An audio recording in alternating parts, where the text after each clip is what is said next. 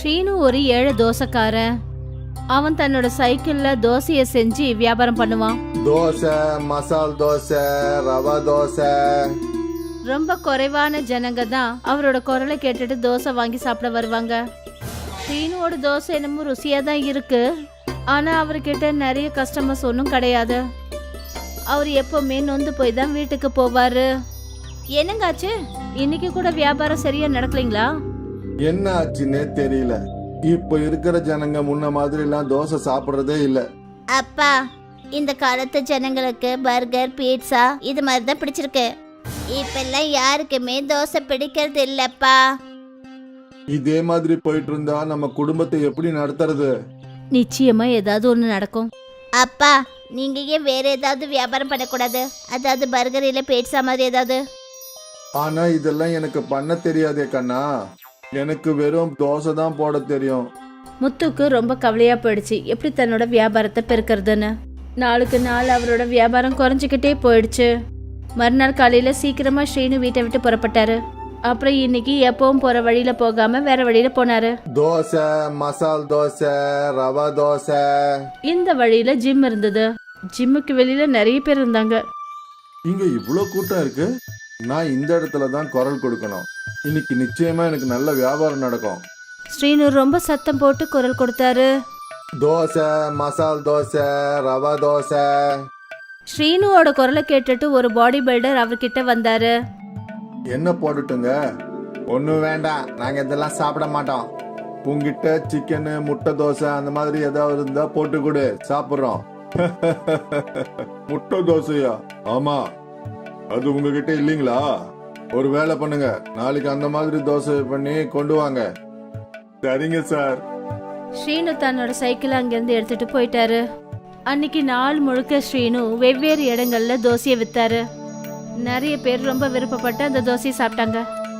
சாயந்தரம் அவரு வீட்டுக்கு போனப்ப அவரோட முகத்துல இருக்கிற சிரிப்பை பார்த்துட்டு லக்ஷ்மி கேட்டா, என்னங்க ஆச்சு, இன்னைக்கு நல்ல வியாபாரம் நடந்ததா? வியாபாரம் நல்லா தான் நடந்தது.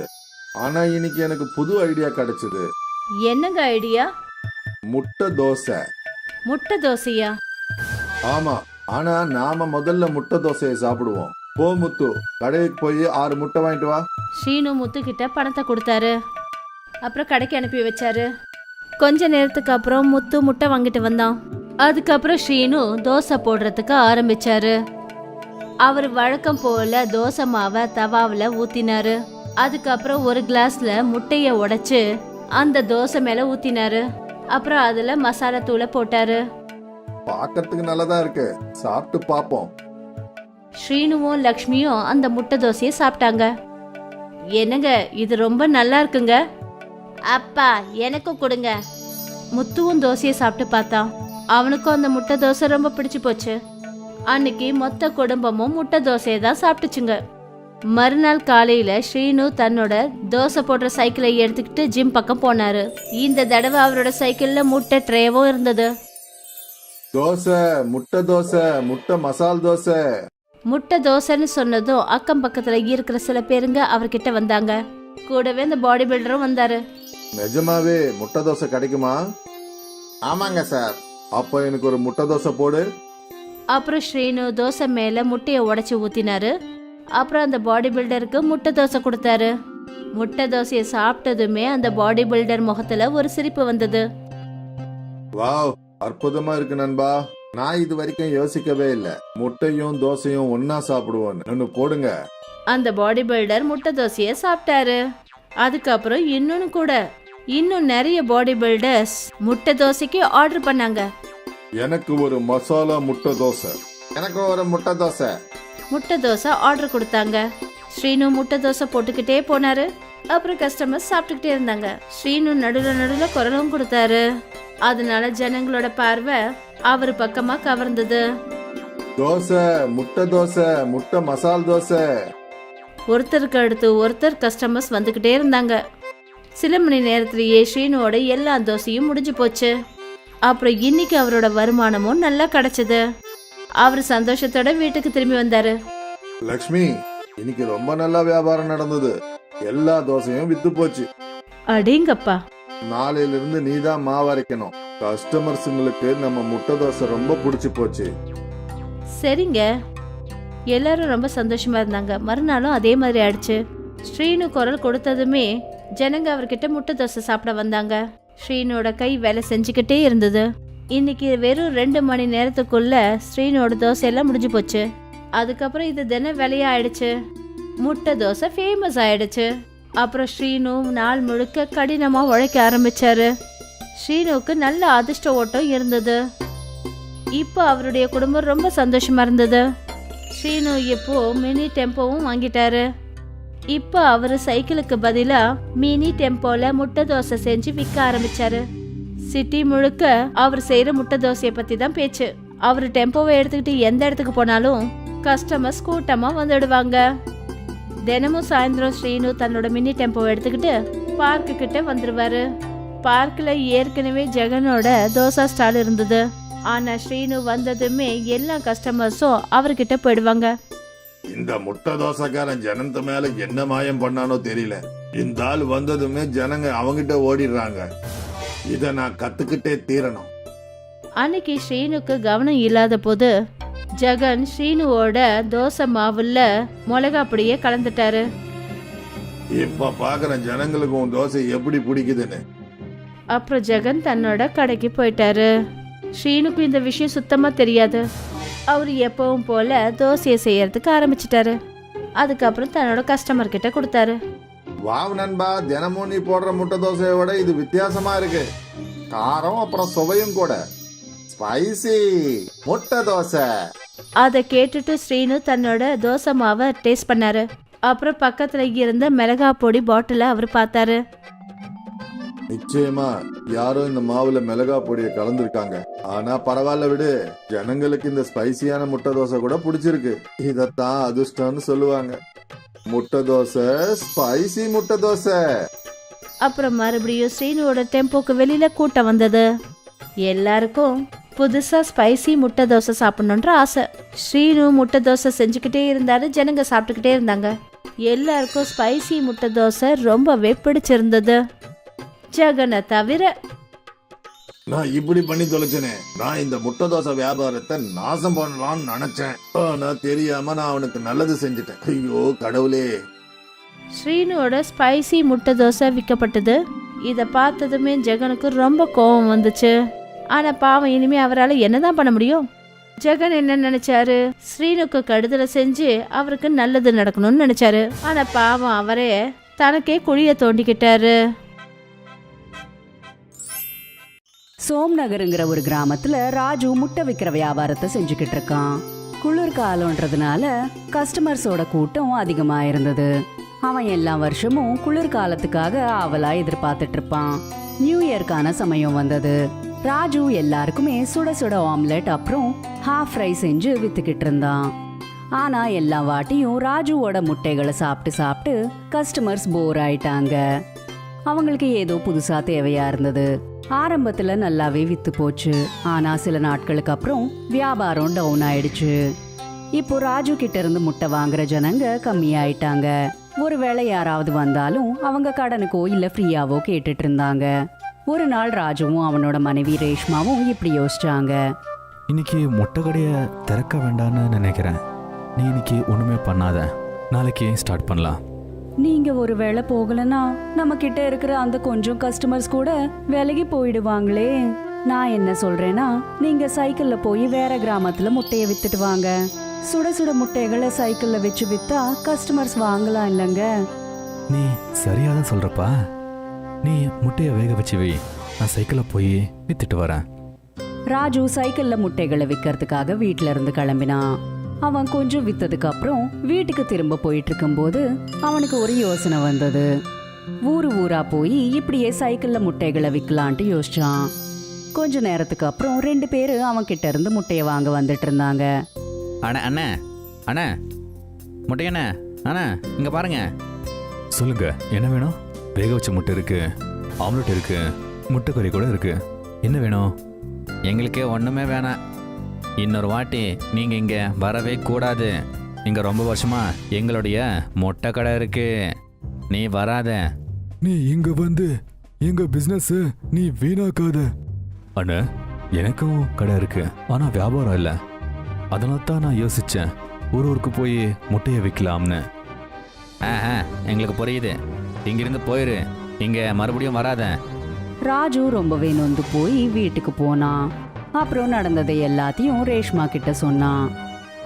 நாம இப்போ வேற ஏதாச்சும் பிஸ்னஸ் பண்ணணும் போலியே, இல்லைன்னா சாப்பிட கூட நம்ம ரொம்ப கஷ்டப்படுவோம். அப்புறம் அவ்வளோதான்.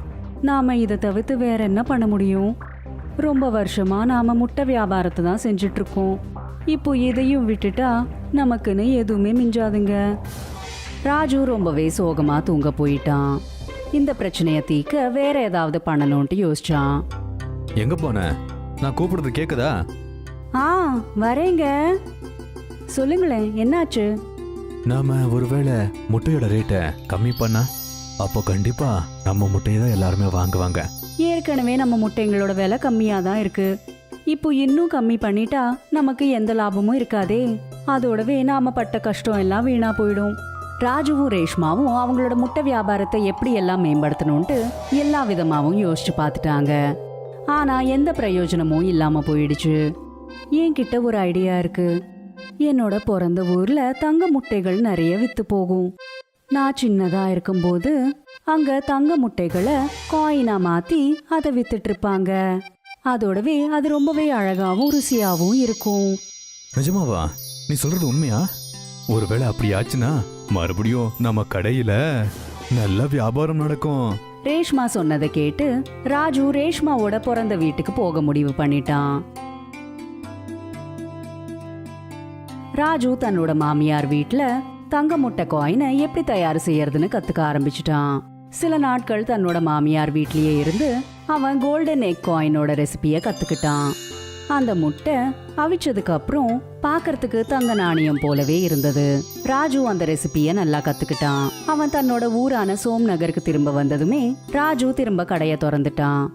அட பொண்டாட்டி, கேக்குதா? இன்னைக்கு கடைக்கு நீயும் வா. இந்த நாள் நமக்கு ரொம்ப ஸ்பெஷல் நாள். ஆ, நான் கண்டிப்பா போவேங்க. அந்த கடவுள் தயவால நாம நினைச்சது நல்லபடியா நடக்கணும். ராஜுவும் ரேஷ்மாவும் அவங்களோட புது ரெசிபிய கடையில பண்ண ஆரம்பிச்சிட்டாங்க. அப்புறம் அவங்க எப்படி யோசிச்சாங்களோ அதே போலதான் நடந்தது. முதல் நாள் ஆரம்பமே ரொம்பவே நல்லா போச்சு. கொஞ்சம் கொஞ்சமா அவங்களோட ஊர் முழுக்க அப்புறம் அக்கம் பக்கத்துல இருக்கிற ஊருங்கள்லயும் இந்த விஷயம் பரவிடுச்சு. அவங்க முதல் மாசத்திலேயே வருஷத்துக்கு தேவையான லாபத்தை சம்பாதிச்சிட்டாங்க. நியூ இயர்க்கான சமயமும் வந்துருச்சு. 2 பேரும் சந்தோஷமா இருந்தாங்க. ஆனா சஞ்சயும் நீதா மட்டும் ராஜு அப்புறம் ரேஷ்மாவை பார்த்து சந்தோஷமாவே இல்ல. சஞ்சயும் ராஜு கூடவே தன்னோட சமோசா கடைய ஆரம்பிச்சான். ராஜுவோட கடையில கஸ்டமர்ஸோட கூட்டம் அதிகமா இருக்கிறதுனால சஞ்சய்க்கு பொறாமையா இருந்தது. அங்க பாத்தியா, அந்த ராஜு எல்லாருக்குமே முட்டை கொடுத்து கொடுத்து வசமாக்கிட்டா. பின்ன என்ன, நம்மளோட வியாபாரம் நஷ்டத்துல போயிட்டு இருக்கு. இந்த ராஜுவை நாம ஏதாச்சும் பண்ணியே ஆகணும். அப்புறம் அடுத்த நாளே சஞ்சயும் அவனோட மனைவியும் சேர்ந்து ராஜுவோட கடைய அன்னைக்கு ராத்திரியே மாயமாக்கணும்ட்டு சூழ்ச்சியை செஞ்சாங்க. ராத்திரி ஆனதுமே கணவன் மனைவி 2 பேரும் சேர்ந்து ராஜுவோட தள்ளு வண்டியை திருடிட்டு அதை ரொம்ப தூரமா எடுத்துட்டு போய் ஒரு பள்ளத்தாக்குல தள்ளி விட்டுட்டாங்க. காலையில ஏந்திரிச்சதுமே ராஜுக்கு ஷாக் அடிச்ச மாதிரி ஆயிடுச்சு. அங்க அவனோட கடையே காணோம். ராஜுவும் ரேஷ்மாவும் இதை தாங்கிக்க முடியாம அழுதுட்டு இருந்தாங்க. அவங்க 2 பேரும் தைரியத்தையே இழந்துட்டாங்க. அவங்க ரொம்ப நொந்து போய் வீட்டுக்கு வந்துட்டாங்க. ராஜு இப்படி சொன்னான். என்ன நடக்குது? கடவுளுக்கு கண்ணே இல்லையா? இன்னும் ஒன்னும் கெட்டு போகலைங்க. நாம திரும்ப வியாபாரத்தை ஆரம்பிக்கலாங்க. எல்லா நல்ல விஷயங்கள் மேலயும் கண்ணு பட்டுட்டு இருக்கோம். ஒரு பக்கம் ராஜுவும் ரேஷ்மாவும் கவலையா இருந்தா, இன்னொரு பக்கம் சஞ்சயும் நீதா சந்தோஷமா இருந்தாங்க. அவங்களோட சமோசா வியாபாரம் ரொம்ப நல்லா போயிட்டு இருந்தது. ராஜுவும் ரேஷ்மாவும் என்ன நடந்திருக்கும்னு புரிஞ்சுக்கிட்டாங்க. ஏதாவது ஒரு விதத்துல இதுக்கு பின்னாடி சஞ்சய் அப்புறம் நீதாவோட கைதான் இருக்கும்னு அவங்களுக்கு புரிஞ்சிடுச்சு. நம்ம மறுபடியும் கடையை போட்டோம்னா அதுக்கு நேரம் காசெல்லாம் தேவைப்படுமே. அதுக்குள்ள குளிர்காலம் தீந்துரும். நாம ஏன் நம்மளோட வியாபாரத்தை வீட்லயே ஆரம்பிக்க கூடாது? இதால நம்ம கஸ்டமர்ஸும் நம்ம கூடவே இருப்பாங்க. அப்புறம் இப்படியே கொஞ்சம் காசு சேர்த்து வச்சு அடுத்த வருஷத்துல நாம புது தள்ளு வண்டியை வாங்கிடலாங்க. ராஜுவும் ரேஷ்மாவும் அவங்க வீட்லயே முட்டை வியாபாரத்தை ஆரம்பிச்சிட்டாங்க. பெரிய பெரிய போஸ்டர்ஸ் எல்லாம் போட்டு அவங்க அவங்களோட வீட்லயே வியாபாரத்தை நல்லபடியா செஞ்சாங்க. நீ சொன்னது நல்லதா போச்சு. பாரு, மறுபடியும் நம்ம கடை ஓபன் ஆயிருச்சு.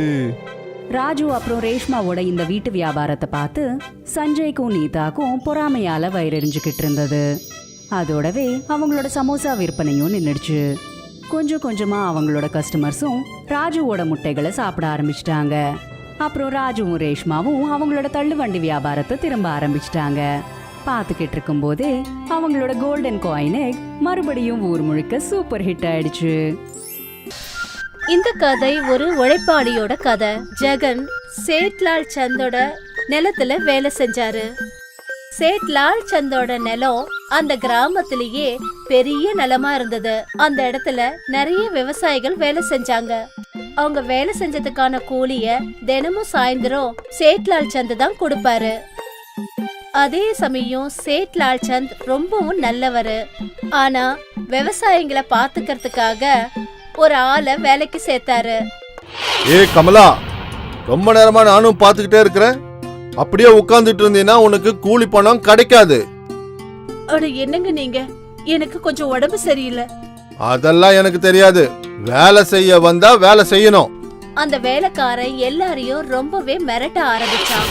ஒரு நாள் என்ன ஆச்சுன்னா, ஜெகன் பயிர்களை வெட்டிக்கிட்டு இருக்கும்போது அவருடைய கவனம் சிதறிடுச்சு.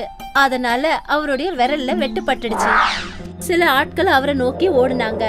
ஒரு பொண்ணு அவரோட காயத்துக்கு கட்டு போட்டு விட்டா. அப்புறம் மத்த விவசாயிங்க எல்லாம் வேலை பார்த்துக்கிட்டு இருந்தாங்க. கொஞ்ச நேரத்துல காளியா அந்த இடத்துக்கு வந்தான். டேய் ஜெகன், என்னடா உட்கார்ந்துட்டு இருக்கிற? அண்ணா, என்னுடைய கை அந்த கோடாலியில வெட்டிக்குச்சு. உங்களுக்கு வேலையில கவனம் இல்ல. ஆனா கூலி பணம் மட்டும் மொத்தம் வேணும். உங்களுக்கு மருந்து செலவெல்லாம் நாங்களே பார்க்கணும். இவங்க எல்லாம் சேர்த்து சேட்டை திவாலாக்கிடுவானுங்க. காளியா இப்படி எல்லாம் பேசுறத கேட்ட உடனே ஜெகனுக்கு கோவம் வந்துடுச்சு. ஜெகன் எதுவும் பேசாம நேரா வீட்டுக்கு போயிட்டாரு. வீட்டுக்கு போனதும் அவரோட மனைவி கிட்ட நடந்த எல்லா விஷயத்தையும் சொன்னாரு. பாவம் அவ அந்த காயத்தை பார்த்து அழ ஆரம்பிச்சா. ஐயோ பைத்தியக்காரியே, அழுவுற. கொஞ்ச நாள்ல சரியாயிடும். இந்த காயம் ஆறி போயிடும். ஆனா அவன் சொன்னது என்ன, காளியா எப்ப பார்த்தாலும் ஏதாவது உங்களை பேசிக்கிட்டே இருக்கானே. அதனால என்ன, அவனுக்கு அது பழக்கம் தானே. நான் உங்ககிட்ட என்ன சொல்றேன்னா, உங்களால அந்த வேலையை விடவே முடியாதா? கூலி வேலையை நான் செய்யறது விட்டுட்டா அதுக்கப்புறம் நான் என்ன பண்ணுவேன்? நாம கோழிங்களை வாங்கி அது மூலமா முட்டை வியாபாரம் பண்ணலாங்க. ஆனா அது வாங்கறதுக்கு பணம் நம்ம கிட்ட எங்க இருக்கு? எங்க முப்பாட்டங்க எனக்கு ஏதாவது சொத்து பத்து கொடுத்துட்டு போனாங்களா என்ன? மாலா தன்னோட கைகள்ல இருக்கிற 2 வளையல கையில எடுத்தா. அதுக்கப்புறம் கம்பளையும் எடுத்தா. இந்த நகையெல்லாம் போட்டுக்கிறதுக்காக மட்டும் இல்ல, தேவைக்காக கூட இந்த நகைகளை நாம பயன்படுத்திக்கலாம். வேணாம் வேணாம், இது எனக்கு வேணாம். மாலா ரொம்ப வற்புறுத்தினதுனால அந்த நகைகளை ஜெகன் வாங்கிக்கிட்டாரு. ஜெகனும் மாலாவும் மார்க்கெட்டுக்கு போனாங்க. அந்த நகைகளை ஒரு கடையில அவங்க அடமானம் வச்சாங்க. அந்த நகைக்கு அவங்களுக்கு 2000 ரூபாய் பணம் கிடைச்சது. அப்புறம் மாலாவும் ஜெகனும் கோழி கடைக்கு போனாங்க. தம்பி, ஒரு கோழி விலை எவ்வளவு? ஒரு கோழியினுடைய விலை 100 ரூபாய். ஒருவேளை நீங்க 10 கோழி வாங்குனீங்கன்னா ஒரு கோழிய ஃப்ரீயா கொடுப்பேன். ரொம்ப நல்லா இருக்கு. ஜெகன் அந்த வியாபாரிக்கு 1000 ரூபாய் பணம் கொடுத்தாரு. அப்புறம் அந்த வியாபாரி ஒரு பெரிய கூடையில 10 கோழியையும் ஒரு சேவலையும் கொடுத்தாரு. ஜெகனும் மாலாவும் வீட்டுக்கு வந்து சேர்ந்தாங்க. அப்புறம் அவங்க 2 பேரும் மூங்கில் கம்புகளை வச்சு கோழிங்களுக்காக ஒரு சின்ன வீடை கட்டினாங்க. கோழிங்க இங்க ஆடுறதையும் ஓடுறதையும் பார்த்து இவங்க 2 பேரும் ரொம்ப சந்தோஷப்பட்டாங்க. மறுநாள் கோழியோட முட்டைகள் எல்லாத்தையும் மாலா சேகரிச்சு வச்சா. ஜெகன் அந்த முட்டைகளை எடுத்துக்கிட்டு ஒரு வியாபாரிய பார்க்க போனாரு. அந்த 10 முட்டைகளுக்கு அவரு 30 ரூபாய் கொடுத்தாரு. இதே மாதிரி தினமும் போய்கிட்டே இருந்துச்சு. ஒரு மாசமும் ஆயிடுச்சு. இப்ப ஜெகன் ஒரு மாசத்துக்கான வருமானத்தை எண்ணிக்கிட்டு இருக்காரு. ஒரு நாளைக்கு 30 ரூபான்னா ஒரு மாசத்துக்கு 900. ஆனா அங்க வேலை செய்யும் போது உங்களுக்கு 500 ரூபாய் தான் கிடைச்சது. நான் கொஞ்சம் பணத்தை கொண்டு போய் தங்கம் வாங்கிட்டு வரேன். வேண்டாம் வேண்டாம், மீதி இருக்கிற பைசாவில நாம கோழிகளை வாங்கிட்டு வருவோம். அதனால லாபம் நமக்கு இன்னும் அதிகமா கிடைக்கும். ஜெகனும் மாலாவோட பேச்ச கேட்டாரு. மறுபடியும் அந்த வியாபாரி கிட்ட இருந்து 5 கோழிகளை வாங்கிக்கிட்டு வந்தாரு. இப்ப தினமும் அவங்களுக்கு 15 முட்டைகள் கிடைச்சது. இத பார்த்து மாலாவுக்கு ரொம்ப சந்தோஷம். மறுபடியும் மறுமாசம் பணத்தை எண்ணும் போது அப்ப அவருக்கு ஒரு நாளைக்கு 35 ரூபாய் அப்படின்னா ஒரு மாசத்துக்கு 1350 ரூபா. அடேங்கப்பா. இப்ப ஜெகனுக்கு லாபம் புரிய ஆரம்பிச்சது. இப்ப 3 மாசத்துல ஒவ்வொரு மாசமும் ஜெகன் 10 கோழிகளை வாங்க ஆரம்பிச்சாரு. இப்ப மொத்தமா சேர்த்து ஜெகன் கிட்ட 50 கோழிகள் இருந்துச்சு. இப்ப ஒரு நாளைக்கு அவருக்கு 150 ரூபாய் கிடைச்சது. இத பார்த்து அவர் ரொம்ப சந்தோஷப்பட்டாரு. இந்த தடவை அவர் பணத்தை எண்ணும் போது, இந்த மாசம் மொத்தத்துல 4500 ரூபா சம்பாரிச்சிருக்கோம். பாத்தீங்களா, நான் தான் சொன்னேன்ல. போங்க, இன்னும் எவ்வளவு நாளைக்கு தான் என் கைய காலியா வச்சிருக்க முடியும்? 2 பேரும் நகை கடைக்கு போனாங்க. 2000க்கு வட்டியோட சேர்த்து 2250 ரூபா ஆச்சு. எடுத்துக்கங்க. ஜெகன் பணத்தை கொடுத்து தன்னுடைய நகையை மீட்டாரு. ஜெகன் அந்த இடத்துல ஒரு மூக்குத்திய பார்த்தாரு. அந்த மூக்குத்தி எவ்வளோ? ஜாஸ்தி ஒன்றும் இல்ல, 450 ரூபா தான். அதையும் கொடுத்துருங்க. மாலா புது மூக்குத்திய போட்டுக்கிட்டா. ரொம்ப சந்தோஷமாயிட்டா. இதுக்கப்புறமா ஜெகன் தன்னோட வியாபாரத்தை அதிகப்படுத்திக்கிட்டாரு. அதுக்கப்புறம் ஒரே வருஷத்துல அவருடைய வருமானம் 30,000 ரூபாய் வரைக்கும் ஆயிடுச்சு. இப்ப அவரு சொந்தமா ஒரு கோழி பண்ணையை வச்சுட்டாரு. அந்த பண்ணையில வேலை செய்யறதுக்கு வேலைக்காரங்களையும் வச்சாரு. இப்ப அவருடைய சின்ன வீடு பெரிய பங்களாவா மாறிடுச்சு. இப்ப ஜெகனும் மாலாவும் அவங்க வாழ்க்கையில ரொம்ப சந்தோஷமா இருந்தாங்க. ஒரு வருஷத்துக்கு முன்னாடி ஜெகன் ஒரு சாதாரண கூலி. இப்ப அவரு கோழி பண்ண முதலாளி. ஒருவேளை மாலா அன்னைக்கு வற்புறுத்தலனா இன்னைக்கும் ஜெகன் ஒரு கூலிக்காரனா வேலை செஞ்சிட்டு இருப்பாரு. இதுக்கு தான் பசங்களா சொல்லுவாங்க, வாழ்க்கையில முன்னேறணும்னா ஒரே ஒரு முயற்சி தான் தேவை. எப்படி ஜெகனோட முயற்சி அவருடைய வாழ்க்கையில அவரை ஜெயிக்க வச்சது.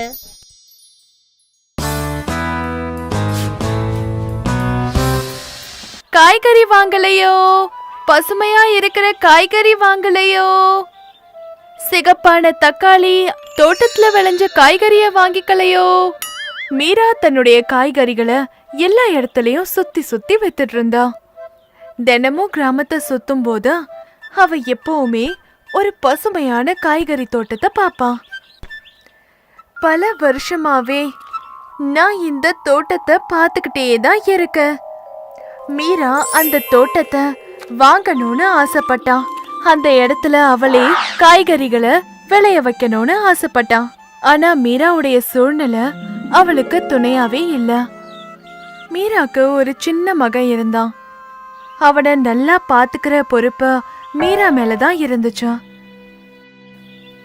ஏன்னா மீனாவுடைய கணவர் சில வருஷத்துக்கு முன்னாடியே இறந்துட்டாரு.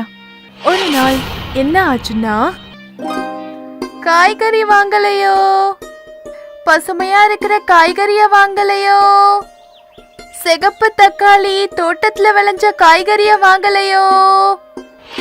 அப்பதான் அவளுக்கு முன்னாடி நெய் விக்கிற விமலா வந்தா. என்னம்மா மீரா, எப்படி இருக்க? நான் நல்லா இருக்கேன். நீ சொல்லு, நீ எப்படி இருக்க? நான் நல்லா தான் இருக்கேன். உனக்கு ஒண்ணு தெரியுமா, அந்த காய்கறி தோட்டம் வச்சிருக்கிற தோட்டக்காரன் தோட்டத்தை விற்க போறானாமே. என்கிட்ட மட்டும் இன்னைக்கு பணம் இருந்திருந்தா நான் இன்னைக்கே அந்த தோட்டத்தை வாங்கியிருப்ப தெரியுமா. மீராக்கு அந்த தோட்டம் ரொம்ப ரொம்ப பிடிச்சிருந்ததா. அதனால நேரா அந்த தோட்டக்காரரை பாக்கறதுக்காக அவ வந்துடுறா. எங்க பாருங்க ஐயா, நீங்க இந்த தோட்டத்தை விக்கிறீங்கன்னு நான் கேள்விப்பட்டனே. ஆமாம்மா, எனக்கு இப்போ ரொம்ப வயசாயிடுச்சுமா. என்னால இப்போ இந்த தோட்டத்தை பார்த்துக்க முடியல. அதனால தான் நான் இதை விற்கணும்னு நினைக்கிறேன். நீ இந்த தோட்டத்தை வாங்கணும்னு ஆசைப்படுறியாமா? ஆமா, உண்மைதாங்க ஐயா. ஆனா என்னால வாங்க முடியுமா முடியாதான்னு எனக்கு தெரியல. சரி, நீங்க இதோட விலை எவ்வளோன்னு சொல்றீங்க? நான் இந்த தோட்டத்தை 600 காசுக்கு விற்கலான்னு நினைக்கிறேன். அடேங்கப்பா, என்கிட்ட 200 காசு மட்டும்தான் இருக்கு. 200 காசு ரொம்ப குறைவம்மா, என்னால ஏத்துக்க முடியாது. நான் 400 காசுக்காவது உனக்கு கொடுக்கறேன், அதை விட என்னால குறைக்க முடியாது. சரி ஐயா, ஒருவேளை நான் அந்த 200 காசை இப்பயே உங்களுக்கு தந்துட்டேன்டா, அடுத்த 4 மாசம் வரைக்கும் ஒவ்வொரு மாசமும் 50 காசை உங்களுக்கு கொடுத்தேன்னா நீங்க எனக்கு இந்த தோட்டத்தை வித்துடுவீங்களா ஐயா? அந்த தோட்டக்காரர் யோசிச்சாரு. சரிம்மா, அடுத்த 4 மாசத்துக்கு நீ 50 காசா தவணையில கொடுத்துருமா. மீரா ரொம்ப சந்தோஷப்பட்டான். ஏன்னா சீக்கிரமே அவளுடைய கனவு தோட்டம் அவளுக்கு கிடைக்கிறதா இருந்துச்சா. அதுக்கப்புறம் என்ன, மீரா நிறைய உழைக்க ஆரம்பிச்சா. அவ தினமும் நிறைய காய்கறிகளை வாங்கி விற்க ஆரம்பிச்சா. அதனால அவளுக்கு நிறைய பணம் கிடைக்கவும் ஆரம்பிச்சதா. தினமும் மீரா கொஞ்சம் கொஞ்சம் காசா சேர்த்து வச்சான். அப்புறம் சாயந்தரம் நேரத்துல பூ இந்த மாதிரி நிறைய பொருட்களையும் விற்க ஆரம்பிச்சான். ஒரு மாசத்துக்கு அப்புறம் மீரா அந்த தோட்டக்காரர்கிட்ட 50 காசை கொடுத்தான். மீரா ரொம்ப சந்தோஷப்பட்டான். மீரா இதே மாதிரி தினமும் உழைக்க ஆரம்பிச்சான்.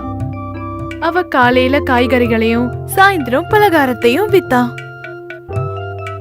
கொஞ்சம் கொஞ்சமா மீரா 4 மாசம் வரைக்கும் தோட்டக்காரருக்கு கொடுக்க வேண்டிய பணத்தெல்லாம் கொடுத்து முடிச்சிட்டான். ரொம்ப சந்தோஷம் மீரா. இப்போ இந்த தோட்டம் உனக்கு சொந்தமாயிடுச்சு. இந்த தோட்டத்தை நீ ரொம்ப நல்லா பாத்துக்கோமா. மீராக்கு தனக்குன்னு ஒரு தோட்டம் வாங்கணும்ன்ற கனவு நிறைவேறிடுச்சா.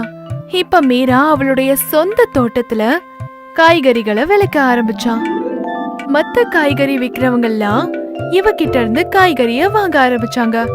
மீராவுடைய கடுமையான உழைப்பு அவளுடைய வாழ்க்கையில சந்தோஷத்தை கொண்டு வந்துச்சு. அவளுடைய மகனும் இப்ப நல்ல ஸ்கூல்ல படிக்க ஆரம்பிச்சிட்டான். மீராவுடைய வாழ்க்கை இப்ப சந்தோஷமான வாழ்க்கையா மாறிடுச்சு. இதனாலதான் உழைக்கிறவங்க என்னைக்குமே தோக்க மாட்டாங்கன்னு சொல்வாங்க.